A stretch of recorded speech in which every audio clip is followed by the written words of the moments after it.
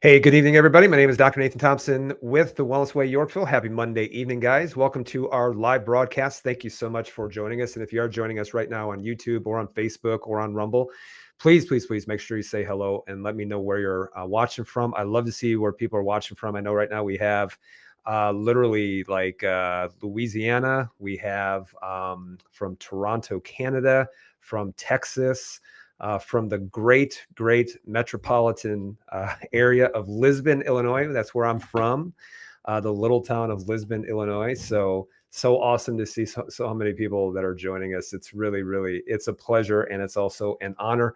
And hopefully, guys, South Dakota, awesome. So hopefully, guys, you'll gain a lot of benefit from tonight, because I'm going to talk about common signs of poor health that oftentimes that we ignore, but really in reality, we shouldn't be ignoring, as I'm going to explain to you truly what they mean and what really the body is doing with that. So while we wait for some people to jump online, let's go over a couple of things, guys. We already have people registering for the inflammation in-person event. So if you are from the Chicagoland area, please make sure you want to work with us directly, work with me directly, and work with our office, the Wellness Way Yorkville, directly. Please get registered for our inflammation event Tuesday, August 29th. This is at 6:00 p.m. This has everything to do with why people have problems with weight loss, why people develop cancer, why people have issues, fertility type issues in regards to their hormones. This is also true for the thyroid, having chronic pain, arthritis, type 2 diabetes. Guys, we just like today just took someone out of almost being diabetic to not even being pre-diabetic anymore. And it's absolutely actually two people, just today we went over some new testing, autoimmunity, which is near and dear to my heart as well, and also having hormones. Get registered for that, guys, because once you understand inflammation, you're going to understand the first steps that you need to take in order to have health restoration. We're in the business, guys, of health restoration. We're not in the business of putting out fires or covering things up while you continue to decay. We want your health restored. We never ever want to manipulate. We want to be restored, and that's what we do. We're a health restoration office.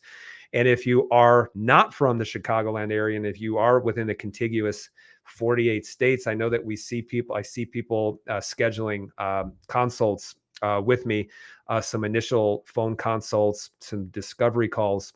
And it's just because of this. If you do want to work with me remotely and you are in the contiguous 48 states, please get registered for the Approach to Inflammation webinar.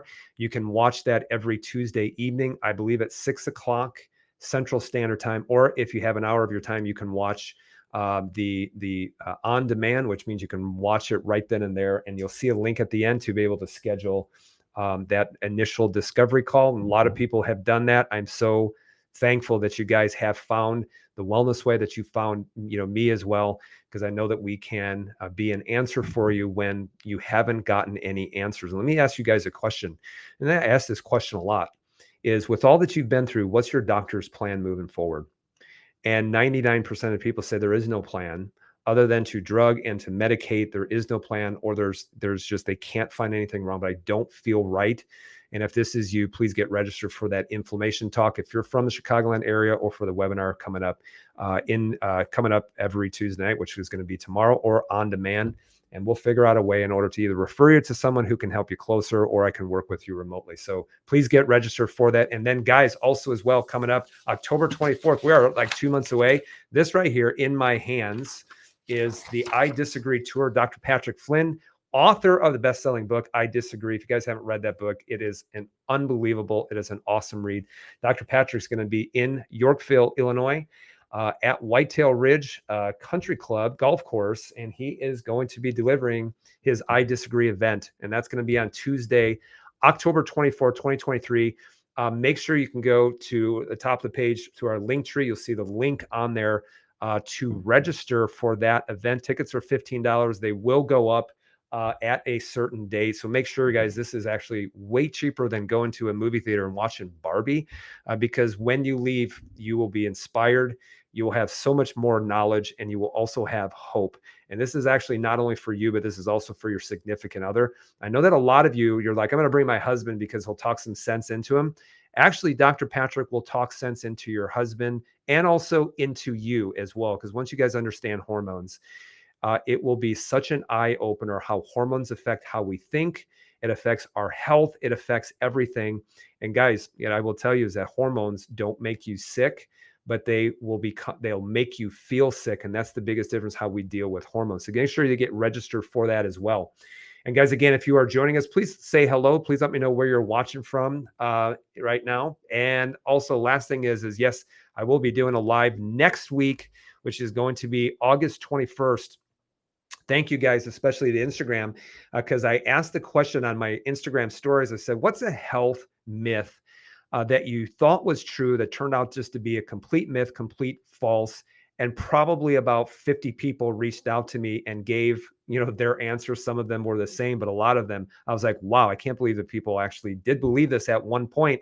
So we're going to go over probably 10 to 15 health myths that are out there, maybe even things that you still think are true that are really considered a health myth. Like, for example, going outside in the cold weather with a wet head. How many of you were told, oh, you're going to catch pneumonia? Or how many times do you even still do this is if you aren't feeling good, if you feel nauseous, people say, roll down the window or go outside and get some fresh air. And that actually has to do with a myth that we believe that fresh air improved your health, or fresh air helped you to not get sick. And that's also not entirely true. And so we're going to dispel those myths and actually probably go over some myths that maybe you even believe in as well. So make sure that you join us for next week. This one is going to be very fun, probably very controversial as well, but we'll give it a go. All right. So guys, let's go over the common signs of poor health that you should never ignore. And many times, guys, you probably will, after you watch this, will go look in the mirror, or you'll go look at your significant other, or you'll go probably, go somewhere and you'll be like, oh, those people have signs and symptoms of poor health and they're probably ignoring it. So the biggest thing that I want to go over with you too is that it's not an exhaustive list. Yes, I know there are just certain things just for constraints of time that I'm not going to go over with you as well. You're more than welcome to contribute health conditions and things like that. But just for time's sake, I'm going to go over some of the biggest things that people just ignore. They don't know necessarily what they mean. And I'm going to go over with you what they mean. Now, are these signs and symptoms, are they common? The answer is yes. They are very common. But guys, common does not equal normal. And I can't stress that enough, because so many times when people say, hey, how's your diet? How's your exercise? How's your fitness? How is your whatever it might be in regards to your health? Everybody always says it's pretty good. And I'm like, what do you mean by pretty good? Because one of the things that when we talk about pretty good is that if you say that it's pretty good, the standard that you're comparing it to is everybody else. And if you look here in the United States, we lead the world in the amount of prescription drugs that we're taking. Last time that I checked, 51% of every man, woman, and child were taking a medication for a chronic illness. That means there is no exit strategy. It's not a Tylenol. It's not an antibiotic for a 10-day course. It is 51% of people that are taking a medication for a chronic illness in which there is no exit strategy. This is a lifelong, we're going to manage it type of medication. This fires me up so much because even when I was 4 years old, I somehow developed asthma and terrible allergies out of the blue. I'm kind of leaving you clues. And they said, you're going to be an asthmatic for the rest of your life. You're going to have allergies for the rest of your life. You're just going to have these issues for the rest of your life. And so I was an asthmatic from the time I was 4 years of age until I was 23 years of age, and I threw my inhaler away. And I've never, ever used it again. But asthma is considered a chronic condition that requires a chronic medication forever. So asthma is common. Obesity is common. Going to McDonald's all the time is common. And so it's become so common that now we've actually have normalized it. And so now we just tend to compare ourselves to the other sick people who are chronically ill. And we think that if we're doing better than them, then we're doing pretty good. So guys, I want you to understand that common does not mean normal. If I were to go into Chicago right now, not to disparage anybody that's in Chicago, but if I was waving around $2,000 in cash at 2 a.m, then I probably would get robbed at gunpoint. And yeah, that would be pretty common, but we would never just shrug it off and say, you know what, that's normal. We'll just have to deal with it. So that's what I want to stress is that even though these things are so common, you can't shrug it off and call it normal. Common does not necessarily equal normal. So here's one of the first things, guys. And some of these even have to do with appearance because your body is always going to leave clues. The first one is puffy dark circles. So puffy eyes and dark circles under the eyes. And so how many times do you get that? You wake up in the morning and you have puffy eyes and you think, oh my gosh, I'm going to have to do my under eye, special cream with caffeine in order to wake my eyes up and things like that. In fact, someone asked this question, which is the reason why I kind of got this idea. It's like, hey, what do you do for puffy eyes? And I'm like, well, obviously you're not getting enough of the puffy eye reducer in the morning. And that's not true. If you have puffy eyes, yes, your eyes can change as you get older. You do lose some structural fat within the face that can cause your eyes to look a little bit more sunken in. We're not talking about that because even young kids can have puffy eyes and dark circles under the eyes. And you even wonder, Dr. Nate, why on earth are my eyes puffier in the morning? Why are they puffier in the morning versus at night? There's got to be a different reason why. So what do puffy eyes, dark circles on the eyes, what do they mean? First thing I want you to understand is that number one is it can be an issue with the immune system. This is why, if you look at kids with allergies, and allergies are an immune system issue, why they have puffy eyes and dark circles on the eyes. So it obviously has to be an immune system issues. Heck, when I have had a food allergy or mistakenly eaten a food allergy, for example, black and white pepper is just a culprit for me. And if I have black and white pepper that's in some kind of food, my eyes will be puffy. I'll have giant bags under my eyes in the morning. So why does it happen in the morning if it's immune? Because when your body works, your immune system works is at night. This is why cortisol goes down. Cortisol is considered an immunosuppressant. Cortisol goes down, helps you to be able to sleep. And then the immune system ramps up because that's what it's doing, is repairing and healing as at night. So then you wake up in the morning and you say, oh, wow, my joints hurt, or my eyes are really puffy. So that can be an immune system issue. So think some kind of allergy that is taking place. And the second reason why you can get bags under the eyes or puffy eyes can also be due to fluid retention, and that can be related to kidney function. So you have people who have really poor kidney function, you'll notice that they will have bags under the eyes. And guys, the number one cause of poor kidney function is actually blood sugar issues. Yes, it can be affected by autoimmunity, things like lupus and things like that.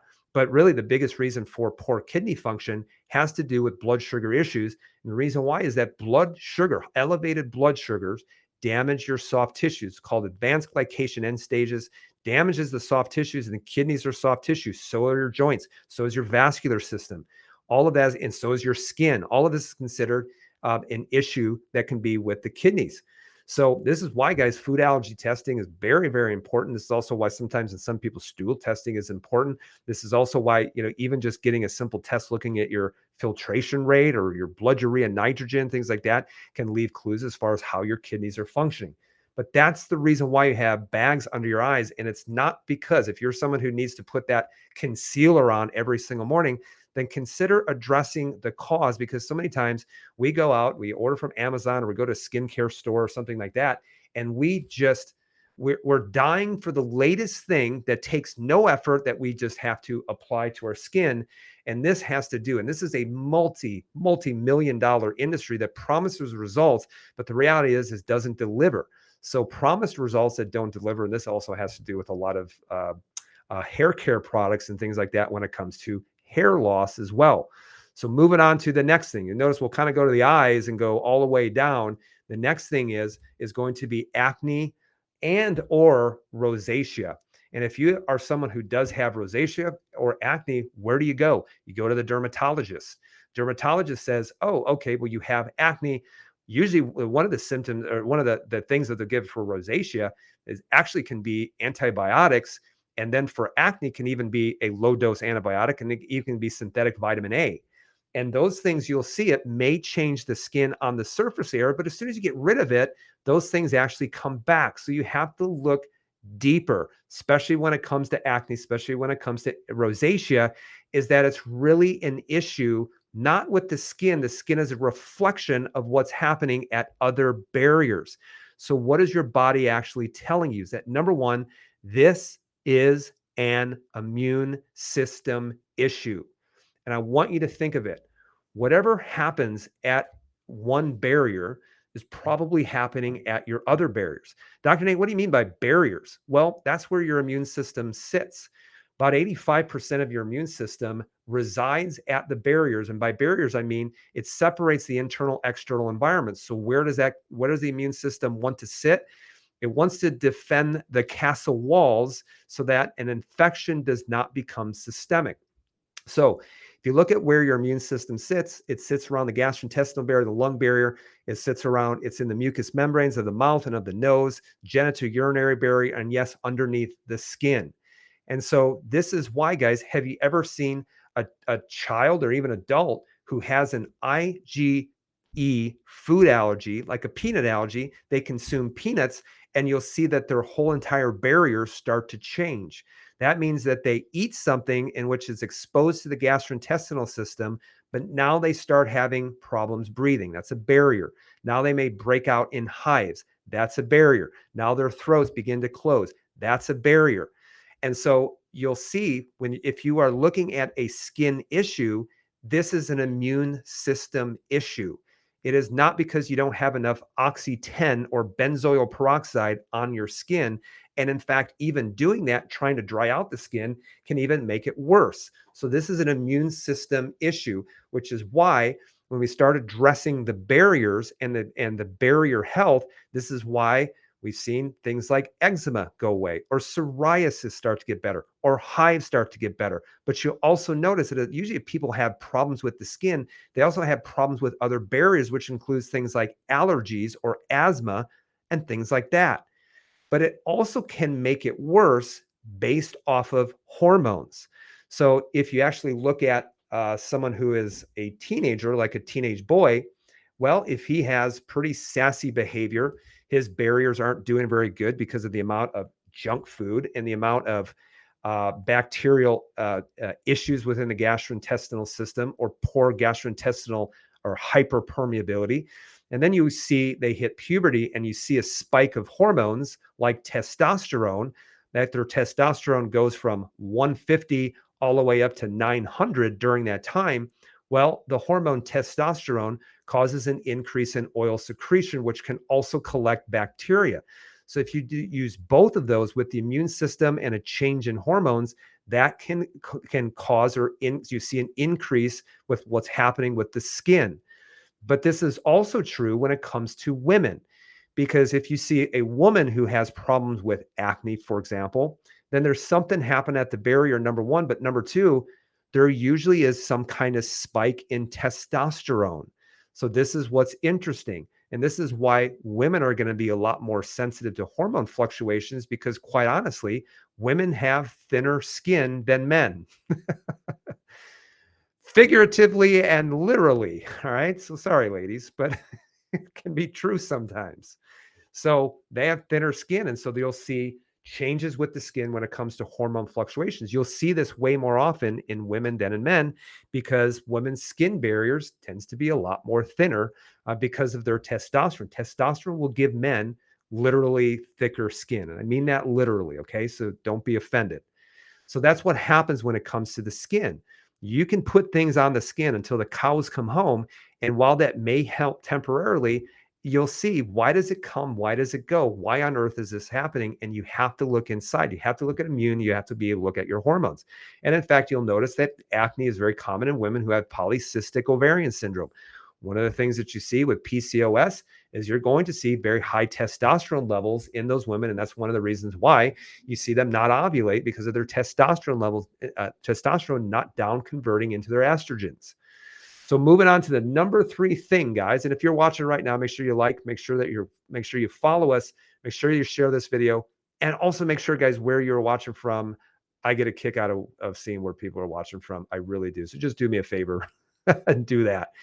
Now, how about this one? As you move down a little bit further, I started noticing this, especially back when I was adjusting a lot of people, and I would notice and pull their kind of the collar of their shirt, and I would see in some people would see almost purpley, dark, velvety to the touch type of skin. And you will actually see this. In fact, a lot of you are probably going to peel down, look at the back of your neck or look underneath, but you'll see this in the neck. You'll also see this underneath, like fat folds and things like this. So what on earth is this dark velvety skin? What does it mean? Well, First, before knowing what it means, let's call it what it is. It's called acanthosis nigricans. That's Latin for just basically saying a thickening of the skin that's turning dark. Okay. And it turns almost a purple color, but it's very almost velvety to the touch. Well, what does this in fact mean? Is that this is very common in people with type 2 diabetes. It's very common as people become more insulin resistant, which is why we'll see it in people who are insulin resistant. This includes, women with PCOS, people with prolonged type 2 diabetes. So you'll see it with insulin resistance, but the reason why it's happening is because of elevations of the hormone cortisol. And so historically, people with type 2 diabetes have very, very high cortisol levels, and that will cause discoloration of the skin over time. But where you also will see this is you will see it in people who are on long-term corticosteroid use, because it will cause an elevation of cortisol. This is why corticosteroids, they're an immunosuppressant. Doctors use these to try to knock out the immune system without trying to figure out the reason why the immune system is not making a mistake, but responding appropriately, because there are certain triggers that are making the immune system do that. And this is why long-term corticosteroid use is horrible, because you're setting yourself up for tumor growth. You're setting yourself up for having a menstrual cycle that is not going to be normal. You're setting yourself up for your body thinking that it's in a stress state. You're setting yourself up for chronic weight gain. That's why you always have to get to the cause. The biggest reasons for this, the dark velvety skin, the neck, and underneath certain fat folds, has to do with insulin resistance and cortisol, or taking a long-term steroid. This is where, guys, your ears are going to perk up, because I've gotten this question probably 150 to 200 times, is loss of scalp hair. Loss of scalp hair. And if you guys want to see, I've done a full video on this probably a year and a half ago, because there are a lot of people who got sick with COV, et cetera, et cetera. And all of a sudden their hair started to fall out. And they're saying, Dr. Nate, what on earth is happening here? My hair is falling out. What's going on? Is it going to grow back? And if you actually did get sick or experience some kind of big infection, you may notice that your hair does fall out, and it's called shock loss.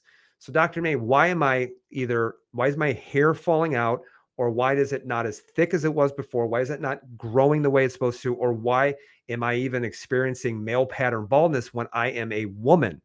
So here's some of the biggest reason why, guys. You have to pay attention to what your hair is doing.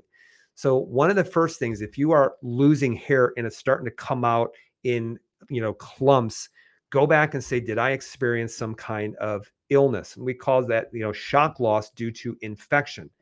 The idea behind it is your hair follicle does need certain nutrients in order to grow. Yes, it does need B vitamins. Yes, it does need biotin. Yes, it does need zinc. It needs all those things. But when your body also needs those when it's handling an infection, and if it's handling an infection, then the biggest thing is that your body says you living is more important than your hair. That's one of the biggest things, the reason why. So it will divert the nutrients in order to keep you alive, with no intention of you having beautiful, illustrious hair.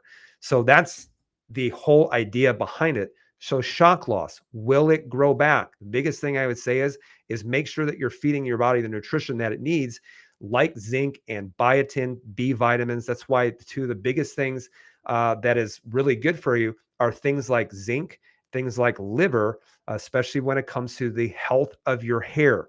Now, can you put it on your hair? No, that's not going to improve the health of where the hair is coming from, which is the hair follicle, which is underneath the skin. That's what you have to first and foremost start to influence.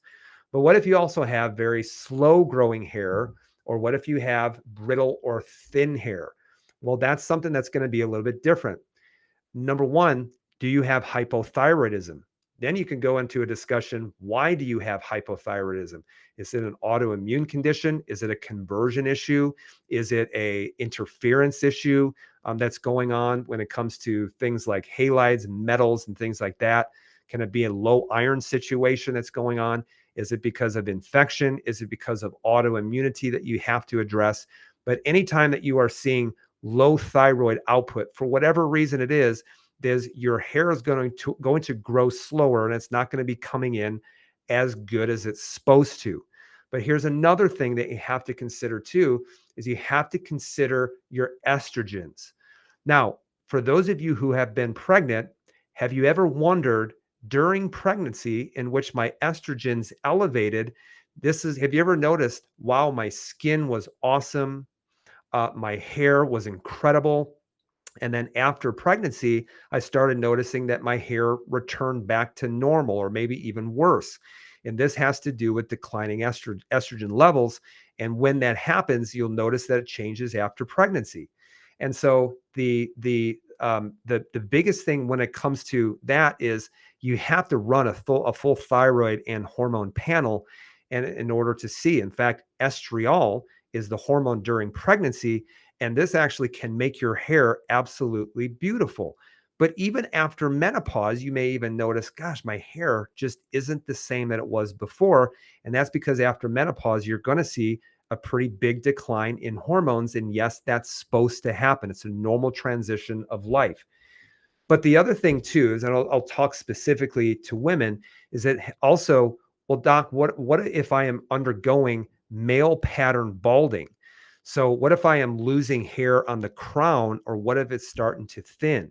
Well, the reason why that happens, and in fact, I've even seen this, happen in women in their 20s as well, and they're already undergoing male pattern balding, and this can be a hormone conversion issue. If you are undergoing male pattern balding, you need to get your hormones checked, because one of the hormones that can be extremely elevated can be dihydrotestosterone, and DHT will actually kill off the hair follicle. So this is why men tend to bald quicker than women, because they do have significantly higher amounts of DHT. And if they do have the genetics for balding, when the presence of DHT, once they hit puberty, it will immediately start to cause the hair follicle to start to thin and start to basically die off. But women aren't supposed to have high levels of DHT. So you have to figure out, hey, why is my body converting its testosterone into a much potent form known as DHT? And this, a lot of it has to do, guys, with behavior that causes that conversion, behavior that influences conversion, especially at the liver. This is why this is very, very important for liver health when you are talking about literally every body function in your body. Now, here's the next one: belly bloating. Belly bloating.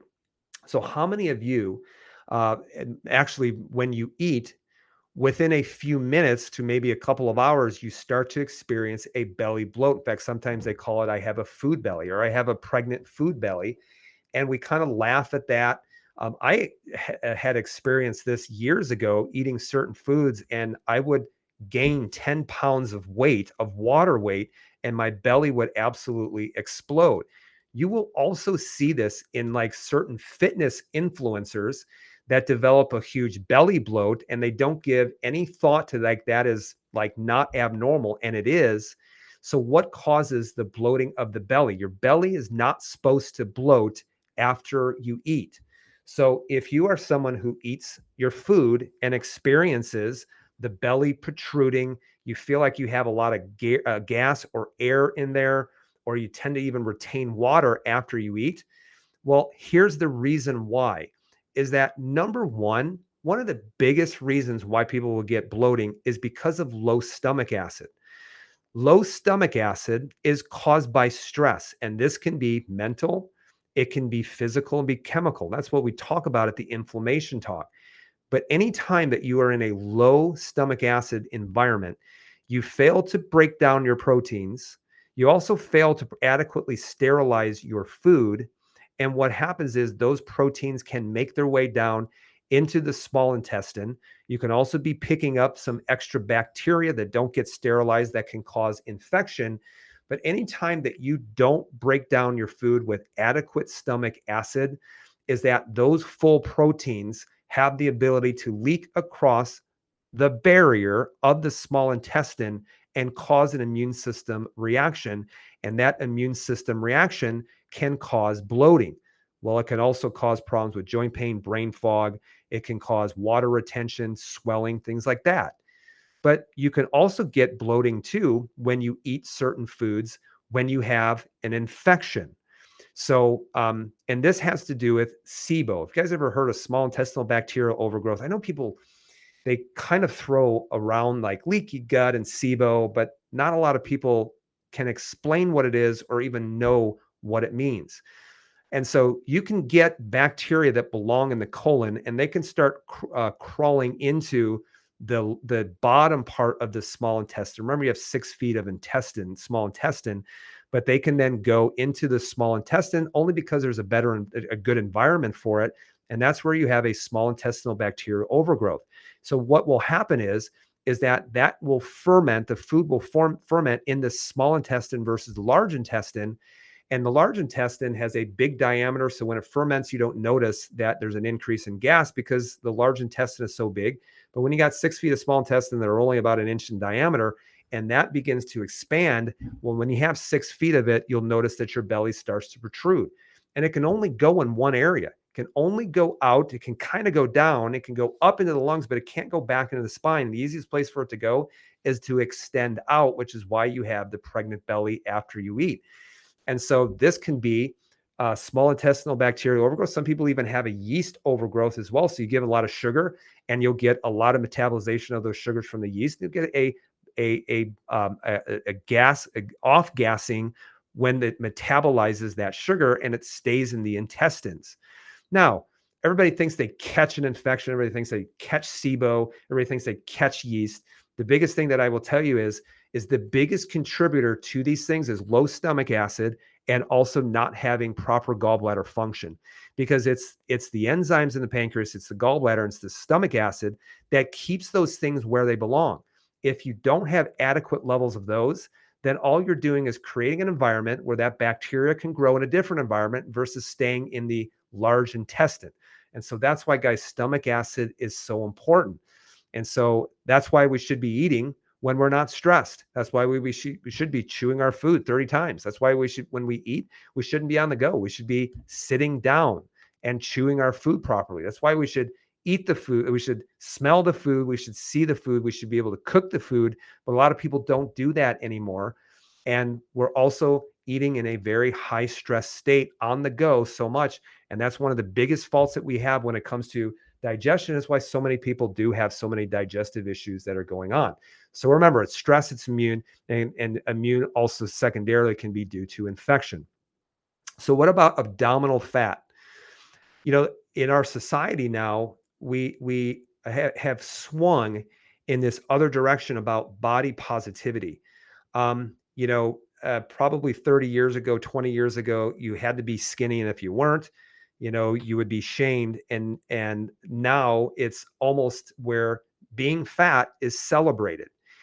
We shouldn't be celebrating anything that cuts a person's life short, and people have early mortality due to cancer, due to cardiovascular disease, type 2 diabetes. We shouldn't be celebrating that, because there's a consequence with poor behavior that leads to the deposition of abdominal fat.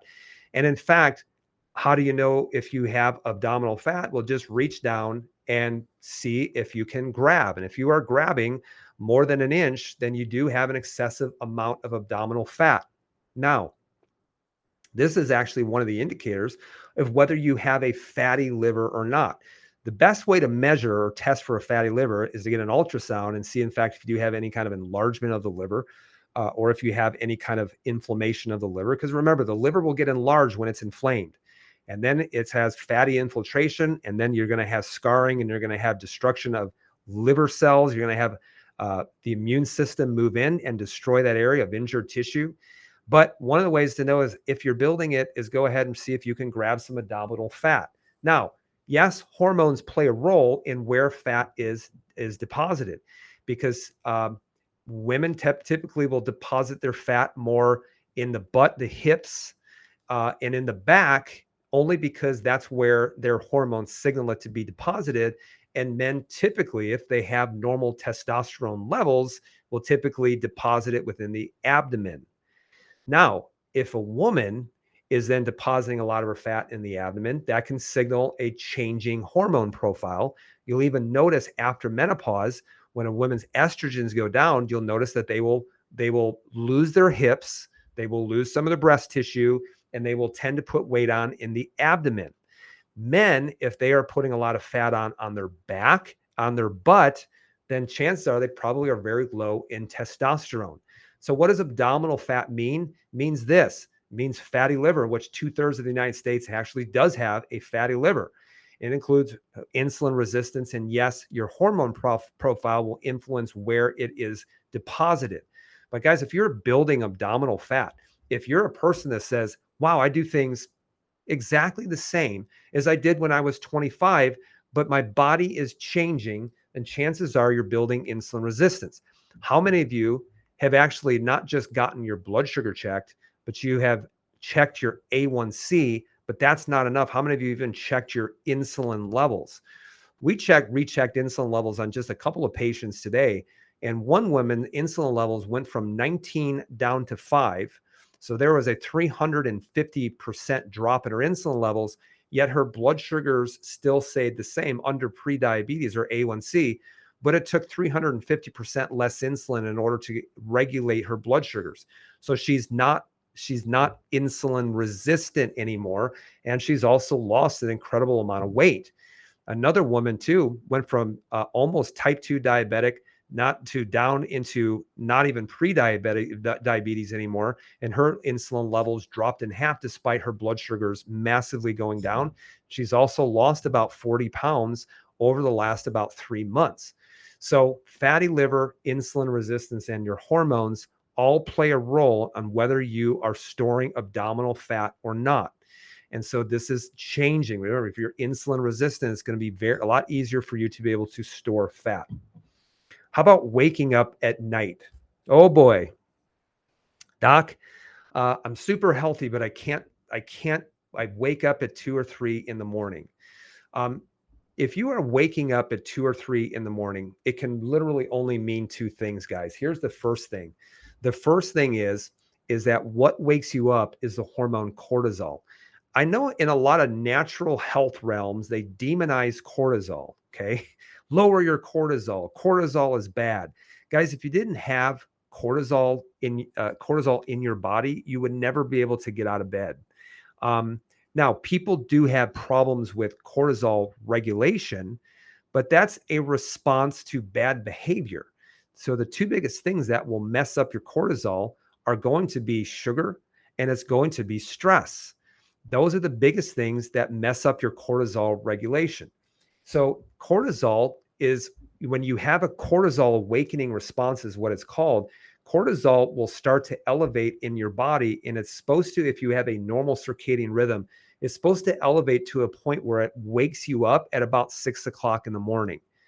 Now, some people that can't get out of bed at 6 o'clock in the morning, they don't feel like they've woken up until 8 or 9. And that's the reason why is because they've shifted their whole cortisol rhythm forward about 2 or 3 hours. It's supposed to go down to its lowest levels at 10 o'clock at night. So a lot of people, though, they wake up at 2 to 3 in the morning and can't figure out why. No, I'm not talking about I need to go to the bathroom. I'm talking about I wake up. Well, you're seeing an elevation of cortisol at that point. So the first thing you have to look at is poor blood sugar control. Because if you have poor blood sugar control, you're getting a spike in cortisol and it's waking you up. And that's why a lot of people get a spike in cortisol 2, 3 in the morning. Innately, they kind of figure it out. They're like, yeah, if I go downstairs and I have a cookie or I have a couple slices of bread or have a sandwich, I fall right back to sleep. And that means that you do have a blood sugar control type issue. But the other thing too is it can come down to mental stress. So a lot of people just can't shut off the mental stress. They can't shut off the executive function. And so they are worried, they have anxiety about the future. And so they typically don't get any kind of restorative sleep, and they're waking up 2 o'clock in the morning. They're up for 2 hours. They may drift back to sleep, but they're not getting good, deep restorative sleep. And everybody thinks, oh, it must be melatonin. I need to take melatonin. Melatonin is not your sleep hormone. It's your repair hormone. So if you aren't getting enough sleep, yeah, you may need to take melatonin, but that's not going to help your sleep per se. So you really need to work on shutting down the executive function. Even sometimes we'll have people override it as much as possible, and that's why things like some natural sedatives can work. So things like California poppy have been a lifesaver for people. Bacopa has been a lifesaver for people. Kava for some people has been a lifesaver. That's why a lot of people gravitated towards CBD oil. But another one that can really work well is L-theanine. That can also work well as far as calming down the brain because it influences the production of gamma aminobutyric acid, which is a calming inhibitory neurotransmitter in the brain. But we always have to get to the reason why. But there are some things that you can take to help you get out of the situation, because sometimes you do need to take some things. Otherwise, then you're just continue to dig yourself in a hole and you don't get any kind of restorative sleep and you see your body continue to fall apart. Now, how about this one? Because now all of a sudden everyone's going to take off their socks and they're going to look at their ankle hair. Men, do you know what the biggest misconception people say that this is they say, it's because I wear socks. That's the reason why, and it rubs. I'm like, I have hair on my ankle. And I wear socks too. So what's the loss of ankle hair? So why do you see, or even you'll see men in general lose a lot of their body hair, and it really has to do with their hormones. If you are losing ankle hair, then usually one of the things is that you have a situation in which there is low testosterone and there's high DHT. So testosterone can convert into DHT. DHT tends to kill off the hair follicle. Now, here's what's also interesting as well is that you'll notice that doctors, if someone's got a swollen prostate, they will put a man on a DHT blocker. And in fact, it's a medication that's very similar to Propecia, which is an anti-balding medication because it blocks DHT. So I want you to think about it. If blocking DHT helps to preserve the crown of the head, don't you think that it can conserve the ankles as well? Doesn't get to the reason why that's happening, because the biggest reason why you start losing your hair is because testosterone is converting down. And some of the biggest reasons why testosterone converts down is going to be alcohol, sugar, leading to the deposition of fat. Biggest reasons why, guys. And that's why men, biggest things that you can do as far as your health, if you're seeing that happen, cut out the alcohol, cut out the sugars, start eating a more higher protein organ meat type diet with abundant veggies, and you can see that some of these things will start to change. We're taking about 15 men through this, actually without even testing them. And the changes that they see, even within about 3 weeks, they're like, wow, this is absolutely incredible. But the problem is not one doctor has ever told them what to do, but nor have they ever explained to them why they should do it. How many of you, where if you're a guy or your significant other and they say, yep, you got high blood pressure, high cholesterol, you need to diet and eat better and exercise, but that's the only instruction to give, and you are left without any kind of plan whatsoever. And they won't give you a plan because it's not paid. They don't pay, they're not paid or reimbursed to actually give you a plan. They're paid to see you for your 10 minutes and do the easiest thing, which is to throw you on a medication for the rest of your life. So low testosterone, high blood sugar. And here's the final one I want to go over. You'll see this a lot at Disney. Every time that I take, some kind of trip to a theme park, and I love going to theme parks. I actually love Disney despite, some of the things that are going on with them. But, and you see a lot of people with discolored and shiny shins, which looks at just like this picture right here, in which you'll see very purpley, lower ankles, very swollen, but you'll see the skin very shiny as well. So what does that mean when that's happening? This is a blood sugar issue again, and this is also a high inflammatory state. Just remember this: blood sugar destroys the arteries. High blood sugar destroys the soft tissue, and that's what you are seeing as a result of having uncontrolled blood sugars. And in fact, when someone starts to develop type 2 diabetes, it's metformin. Get your diet in order. That doesn't happen, then they'll move on to another, something that will then increase insulin secretion. And then once that stops working, then they're actually taking exogenous injectable insulin. And again, without correcting the cause, it just progresses. It just continues to progress. The properly managed type 2 diabetes actually makes type 2 diabetes worse over time. Then you add in a statin drug with people who already have blood sugar issues, and it is well known that a statin drug will exacerbate any kind of blood sugar issues as a result. So don't get me started when it comes to that because it only makes it worse. This is a blood sugar issue. This is a highly inflammatory issue as well. So I know you are probably wondering or asking, hey, well, what on earth am I supposed to do? What should I do? Well, the biggest thing that I would say, guys, is test. Don't guess. Stop guessing and start testing. Well, Dr. Nate, what do you mean about testing? It's proper testing. Well, I went to my doctor and the test all came back normal. When you go to your doctor, they are testing for fires. How many of you have gone to the doctor and you feel like garbage and they run tests and they say everything is normal? If you feel like garbage and everything is normal, it is not normal. It just means that you don't have any fires. We don't test for fires, we test for causes. And that's why you have to start testing a lot deeper than just running a CMP and a CBC and maybe looking at one hormone marker or looking at your cholesterol, which is what I see 99% of the time. And I tell patients, I'm sorry, your testing is inadequate in order to be able to figure out how to start moving you forward. And so how do you know what you should be testing? Please stop asking your medical, I get messaged all the time. I'm going to my medical doctor. What tests would you recommend? If your doctor hasn't run the test already, they're not going to run it for you at this point. The reason why they don't run it is because there's not a medical medication answer for these things. Now they'll tell you, oh, it's not needed. It's not necessary. It's too, these things are completely unnecessary.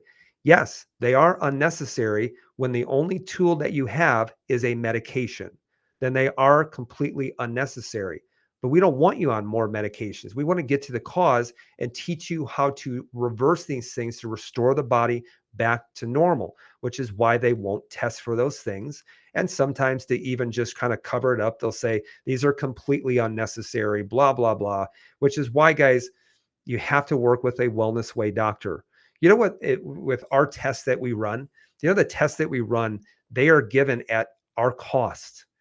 So the same thing, I pay the same amount to the testing company for a stool test, a food allergy test, or a male hormone panel. I pay the same that my patients do. And the reason why is because we want you to get the test so that we know how to take care of you. And that's why even for our testing, which will contain infinitely more markers, are usually about a sixth of the cost of what they're even recommending had they even run those tests as well. So you have to test and not guess. But even at a bigger level, this is what I would tell you is so many people will message me and they'll reach out to me and they'll say, hey, what do I need to take for this? And my answer to them is this. The first step is not asking, what do I need to take? But instead asking the question, who do I need to become? That is so true because if you do not become a different person that got yourself into that situation, then the longest you will actually be able to change your life for is at most 4 to 6 weeks. If you don't change the person who created the problem, then for 4 to 6 weeks, you're going to try to roll a boulder up a hill with all of your effort, with all of your resources, only to then just go back to the person who created the problem because it's easy. What we do is hard, but it's not hard when you become a different person. So many times people ask me, how do you do it? How do you fast? Or, I haven't had any sugar whatsoever in almost 4 weeks. That seems really hard. How do you do it? It's not hard when I change who I am. It's not hard when I go to the gym. I don't want to do it. It's just a habit. And so I changed who I was. And so if you don't change who you are, then it will always be hard. You'll always be rolling that boulder up the hill. So instead of saying, what do I need to take? Ask the question, who do I need to become? So the people who have the best results, most long lasting results, they have changed this up here, which makes the following through that much easier. So, guys, remember our inflammation coming up, talk coming up Tuesday, August 29th. If you are from the Chicagoland area, go to the top of the page. Get registered for that. You'll see it either on Facebook, on a link at the top of the page, or if you're on Instagram or YouTube, you'll see a Linktree profile, and then you'll see the in-person inflammation event. And if you are from the contiguous 48 states and you want to take part in the inflammation event, go to the webinar. You'll see a link towards the end of the webinar to schedule an initial discovery call with me. So when people ask me, I say, hey, just get to the inflammation talk, the inflammation webinar. It will make sense to you. That way, when I start to tell you what you need to do, it will make complete sense to you. And don't forget about the I Disagree event. If you are from Michigan, if you're from Indiana, if you're from Illinois, Iowa, if you're from any state around it, including Illinois, make sure, guys, that you get registered for the I Disagree event with Dr. Patrick Flynn. We want this event to be absolutely jamming and sold out. You will not regret going to that. I can promise you, I can guarantee you it's going to be an awesome, incredible event. You can also go to the top of the page and register for that. Tickets are $15 per person, and it does include food as well. So I think that is a really awesome, and the venue is unbelievable. It's amazing. It will be an awesome night. I will promise you that. Okay. So coming up next week, next Monday, August 21st, health myths debunked. We're going to talk about a lot of things. Oh man, maybe ruffle some feathers as well about fresh air. What else are we going to talk about? Fresh air. We are going to, I don't know. I have about 12 to 15. I'll probably talk through all of them as well. And so it should be pretty good. Should be probably a little contentious, probably some arguing that take place, but that's okay. We need to stimulate a little bit of discussion, and I'm here for it. So health myths debunked next Monday at 7:00 p.m. Central Standard Time, right here on Instagram, right here on YouTube, on Rumble, and also on Facebook. Common signs of poor health you should never ignore. Guys, make sure that you like this video. Make sure you share. Make sure you rewatch it if you need to. But the biggest thing that I would tell you is test, don't guess, and become a different person to understand not only why you should be doing it, but that it won't take as much effort when you change this up here. So guys, I hope you have a great rest of your weekend. Have a great week. Be well, be blessed. And as always, remember who you are.